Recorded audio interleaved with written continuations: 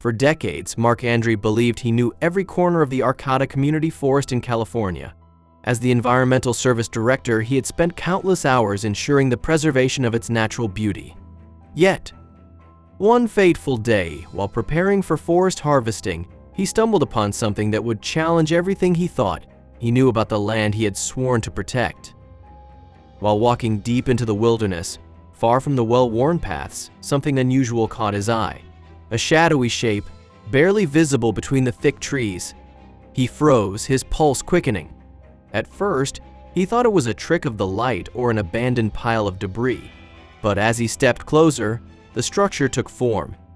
Hidden within the towering trees was a small wooden cabin, complete with a peaked roof, a front porch, and an awning.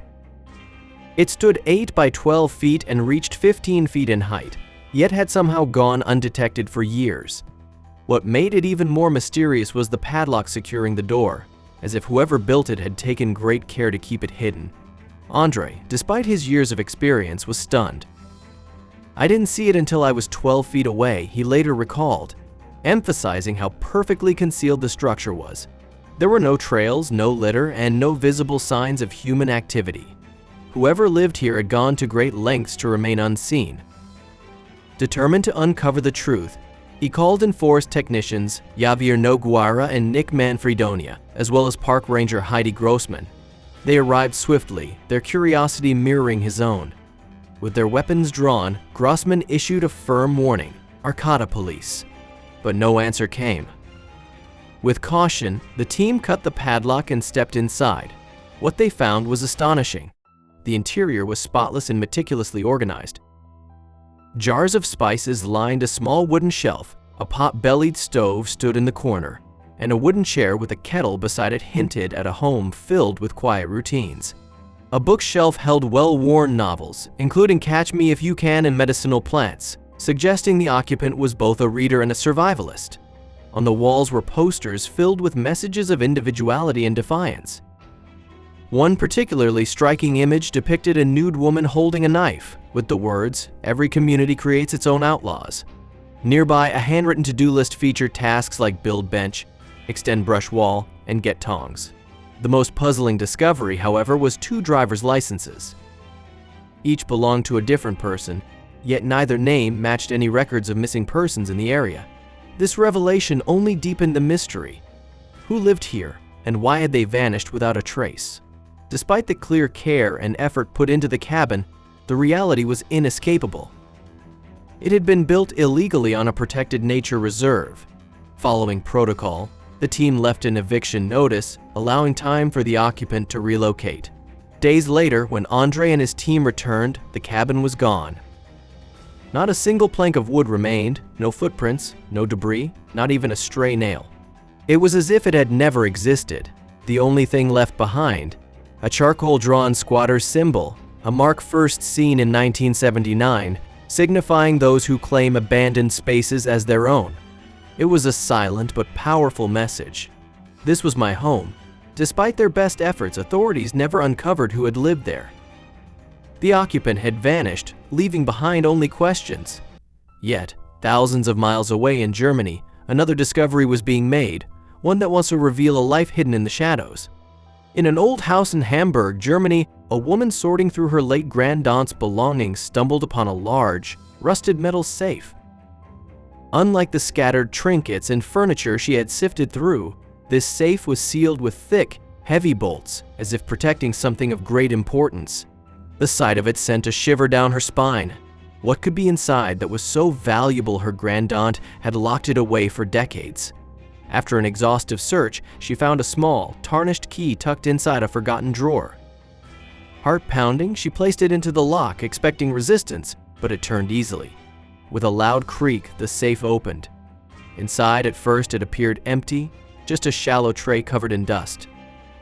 But as she lifted the tray, an entirely new compartment revealed itself. Beneath it lay a collection of seemingly ordinary objects, old photographs, postcards, books, and a small tin of Nivea cream. But it wasn't just any book collection. Among the worn pages was a dog-eared copy of Adolf Hitler's Mein Kampf, a chilling relic from one of history's darkest eras. The discovery left the woman speechless. It wasn't illegal to own such a book, but its presence in her grandaunt's personal safe raised unsettling questions. Had she been a supporter, a witness, or simply someone who had collected history in secret? Upon closer inspection, the book was a 1943 edition, meaning her grandaunt had likely owned it during Nazi Germany's rule. The woman wrestled with the implications. Was this a relic of survival or something more sinister? Yet, beside it, another book provided a stark contrast, Rob Roy by Sir Walter Scott.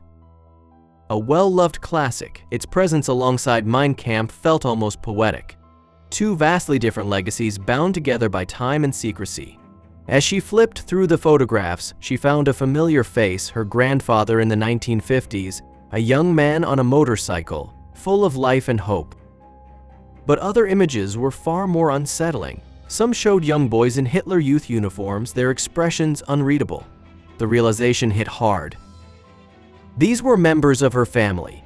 Alongside the photos were war-related documents, postcards, and propaganda materials, including a postcard from 1916 depicting a soldier kissing a woman goodbye before heading to war. Another postcard bore the official Nazi government stamp, a grim reminder of how the regime controlled even the most basic forms of communication. Everything in the safe seemed to tell a fragmented, hidden story, one her grandaunt had kept locked away from the world.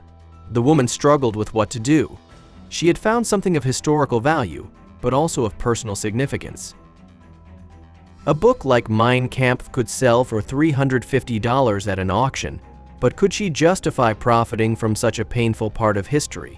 Then there was a German edition of Lady and the Tramp from 1953, published just 2 years before the famous Disney film adaptation. What was a children's book doing next to Nazi memorabilia? The juxtaposition only deepened her confusion. Had her grandaunt kept these items as a reminder of survival, or had she been someone deeply entangled in that history? The woman had no clear answers, only artifacts that offered glimpses into a life she never truly knew. Though Marc-André's hidden cabin and the German woman's secret safe existed worlds apart, they shared a striking similarity. Both were traces of people who had lived in secrecy, choosing to keep their pasts hidden from the world. The cabin in California was a testament to a life lived on the fringes, away from society. The safe in Germany was a vault of forgotten history, protected by someone who never wanted its contents discovered. In both cases, the truth remained elusive. The forest occupant had left without a trace, taking their identity and story with them.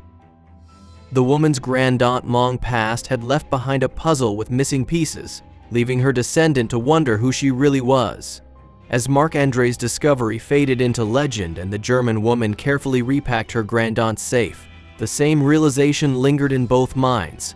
Some secrets are never meant to be found, yet once uncovered, they change us, forcing us to reconsider the past, the lives we think we understand, and the mysteries that still surround us.